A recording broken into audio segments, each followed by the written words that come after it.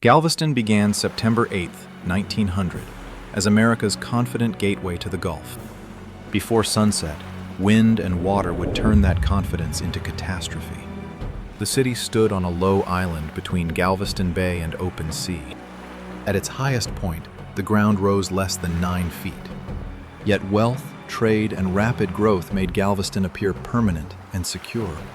Steamships crowded the harbor while trains delivered travelers and valuable cargo. Electric streetcars moved through neighborhoods lined with ornate Victorian wooden houses.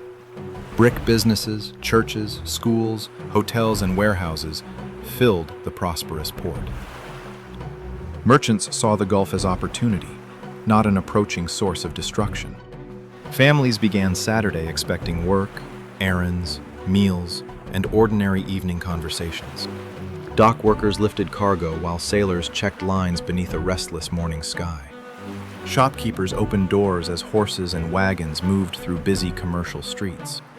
Children watched the surf rise, fascinated before adults understood the danger. Visitors in hotels heard rain against windows and expected temporary inconvenience. The island had survived earlier storms, reinforcing dangerous confidence among residents. Galveston possessed ambition, modern transport, telegraph service, and impressive civic pride.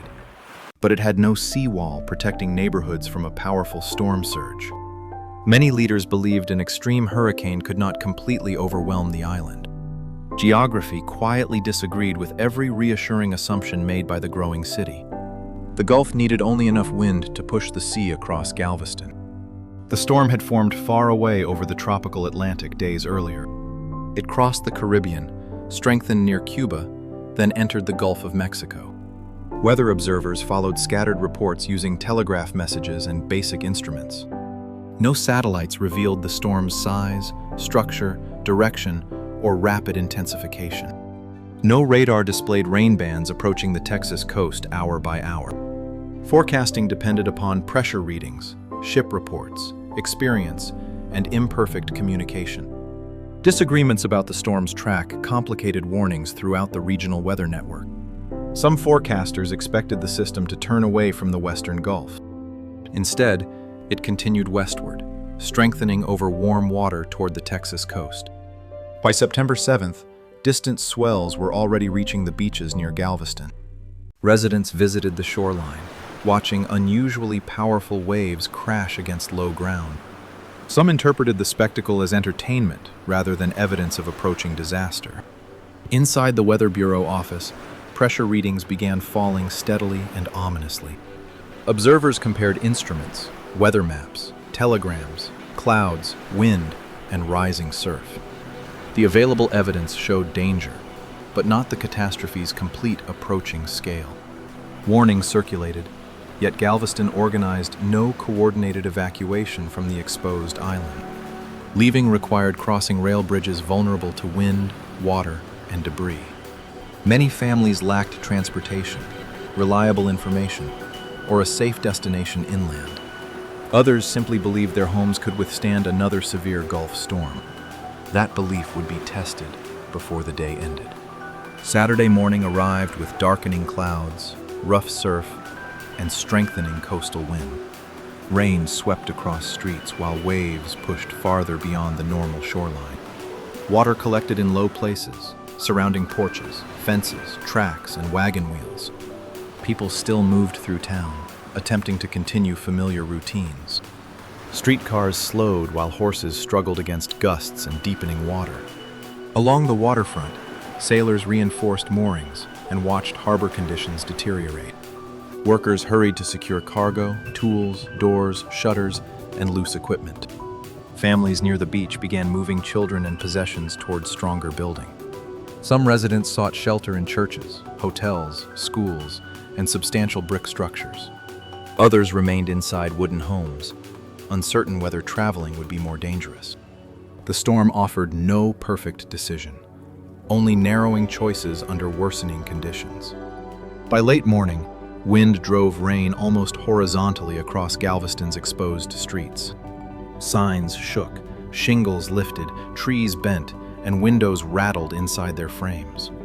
The city's ordinary sounds disappeared beneath wind, surf, bells, and breaking timber. Communication became difficult even between people standing inside the same crowded room. Outside, water kept rising from the Gulf and spreading across the island. Galveston was not beside the sea anymore. The sea was entering Galveston. Neighborhood streets became channels carrying sand, boards, furniture, and household objects.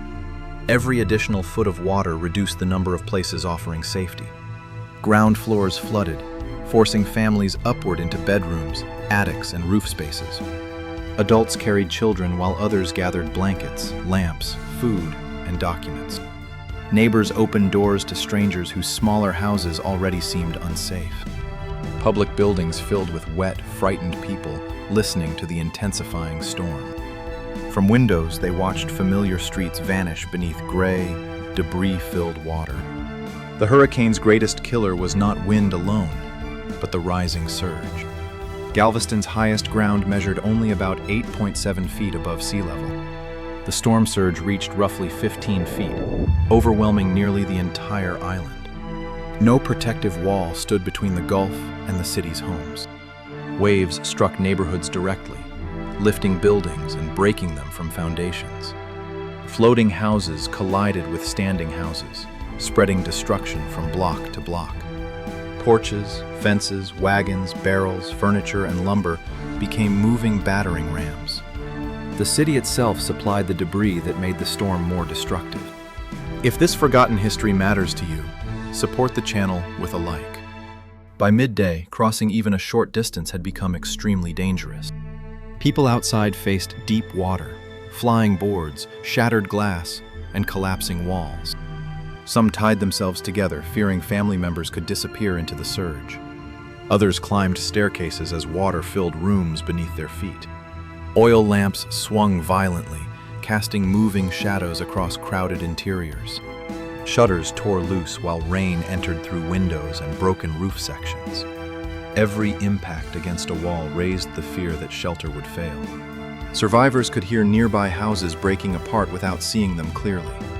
Driving rain erased distance, leaving only silhouettes, debris, and violent motion. At the harbor, vessels strained against lines as wharves began breaking apart. Rail connections and telegraph lines failed, isolating Galveston from the mainland. The city needed outside help precisely when communication became almost impossible. During the afternoon, the hurricane reached its most destructive phase over Galveston. Modern analysis classifies the storm at landfall as a Category 4 hurricane. Winds and surge worked together, crushing structures already weakened by repeated impacts. Whole rows of wooden buildings collapsed beneath water and flying wreckage. Some substantial buildings survived, becoming crowded islands inside the flooded city. People pressed together, waiting for roofs, walls, and foundations to hold. In weaker buildings, survival became a sequence of desperate movements between shelters. Some survivors climbed onto floating lumber after their homes collapsed beneath. Others were carried through wreckage and reached buildings occupied by strangers. Parents held children above water while debris struck rooms and staircases. The hurricane ignored wealth, occupation, reputation, age, and every promise of safety. Yet vulnerability was unequal because stronger shelter and mobility were not universal. Laborers, servants, immigrants, visitors, merchants, and families endured different chances. Thousands of private tragedies unfolded simultaneously across the darkening island. By evening, daylight faded while the wind and water continued their assault. Darkness made every movement harder, and every distant sound more terrifying.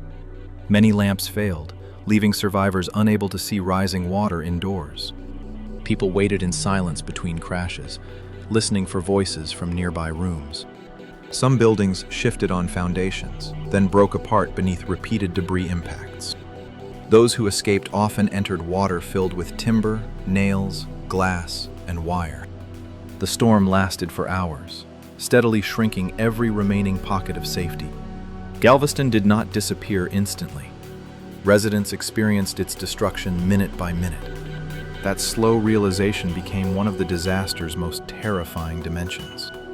Before midnight, enormous portions of the prosperous city had become wreckage. When dawn arrived, survivors looked across a landscape they barely recognized. Entire neighborhoods had flattened into timber fields stretching across the island. Brick walls stood without roofs, rooms, streets, or neighboring buildings. Rail tracks twisted through debris, while telegraph poles leaned or vanished.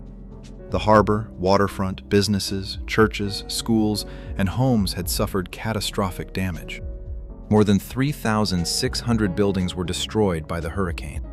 Survivors searched wreckage for relatives, neighbors, food, clothing, and recognizable belongings. A familiar doorway or photograph could mark where an entire household disappeared.